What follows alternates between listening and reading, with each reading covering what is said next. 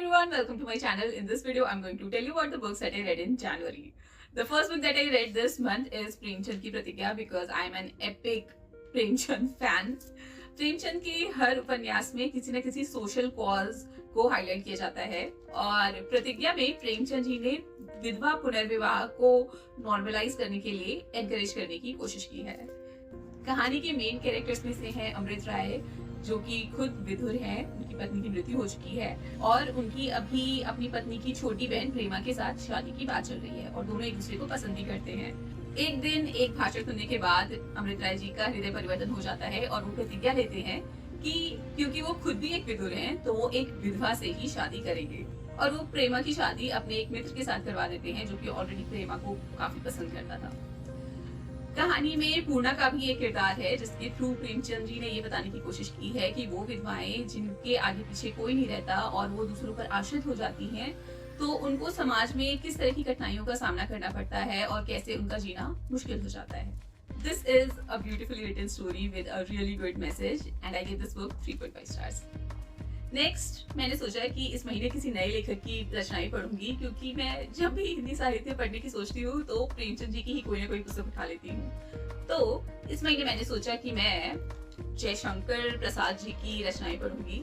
Jaishankar Prasad is considered as one of the 4 pillars of Chhayavad literature in our country. जो पहली किताब मैंने इनकी पढ़ी वो थी तितली। तितली धामपुर गांव के कुछ किरदारों की कहानी है। ईश्वर देव जो कि लंदन से एक विदेशी महिला को अपने साथ ले तो आए हैं, लेकिन सामाजिक और पारिवारिक सीमाओं की वजह से उसको अपना नहीं पा रहे हैं। शैला जो कि एक नई जगह पर आई है और अपनी व्यवहारिकता और अपने कौशल से सबका दिल जीतने की कोशिश कर रही है और अपनी जगह बनाने की कोशिश कर रही है। मधुआ जिसका द्वेष और ईर्ष्या के कारण सब कुछ छीन लिया गया और जो बचा है उसको भी छीनने की कोशिश की जा रही है।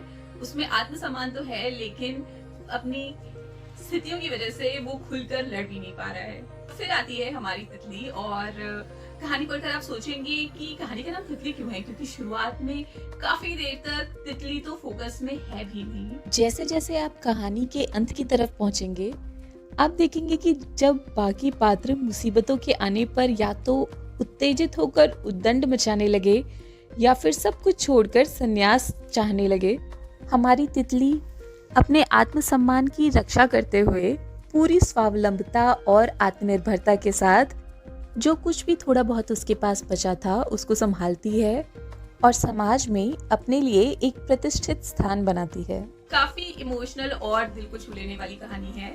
अगर आपको हिंदी पढ़ने की आदत नहीं है तो इसकी लैंग्वेज आपको थोड़ी सी टफ लगेगी शुरुआत में, लेकिन फिर पढ़ते पढ़ते आपको भी अभ्यास हो जाएगा और आप इसको थोड़ा और बेटर समझने लगेंगे। प्लस आपकी हिंदी भी थोड़ी सी और सुधर जाएगी, which is I think kind of important for us because we are Hindi speaking people. My life choices, situations और करियर की वजह से हमारी हिंदी थोड़ी कमजोर हो गई है और अशुद्ध हो गई है, तो हम लोग को उसे थोड़ा थोड़ा सा इम्प्रूव करने की कोशिश करनी चाहिए। तो आई थिंक रीडिंग हिंदी साहित्य will help us improve that. I give this book 4 stars। अगली किताब जो मैंने पढ़ी वो थी जयशंकर प्रसाद जी की कंकाल, जो कि भारतीय समाज और धर्मों के आडंबरों और उनके खोखलेपनों को उजागर करता है। यहाँ कंकाल केवल शरीर के ढांचे का संकेत नहीं बल्कि उस समाज का प्रतीक है जो बाहरी नैतिकता और आदर्शों का मुखौटा पहनकर भीतर से खोखला हो चुका है। यह उपन्यास इसलिए और खास है क्योंकि जिस समय धर्म से जुड़ी किसी भी चीज पर कोई भी नकारात्मक टिप्पणी करना सोशल सुसाइड माना जाता था, उस समय श्री जयशंकर प्रसाद जी ने एक ऐसा उपन्यास लिखा जो धार्मिक संस्थानों में धर्म की आड़ में होने वाले असामाजिकता के बारे में खुलकर लिखता है।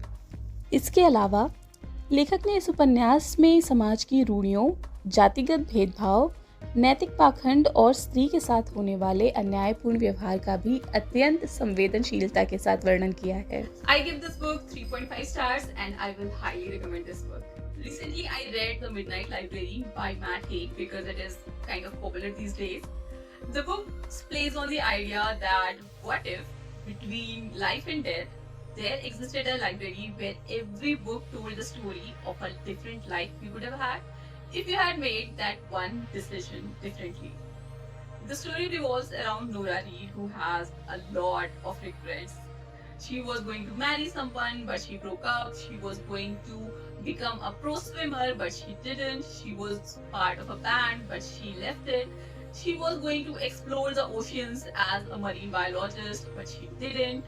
Her life is weighed down by the disappointments and an overwhelming feeling that she always makes the wrong decisions.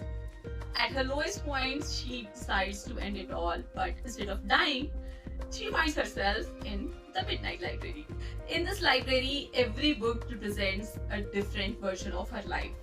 A life where she made a different decision, a life where she chased a different dream, a life where things probably turned out better. And she starts exploring these alternate realities. The writing of the book is simple, fast paced, and engaging. The thing that irked me was that whatever profession she chose, she was always world class. She was not even average. The ending is extremely predictable. So at many times I found myself thinking कि ठीक है समझ गए, just get to the point. But the writing was good, so it made it bearable. I give this book 2.5 stars.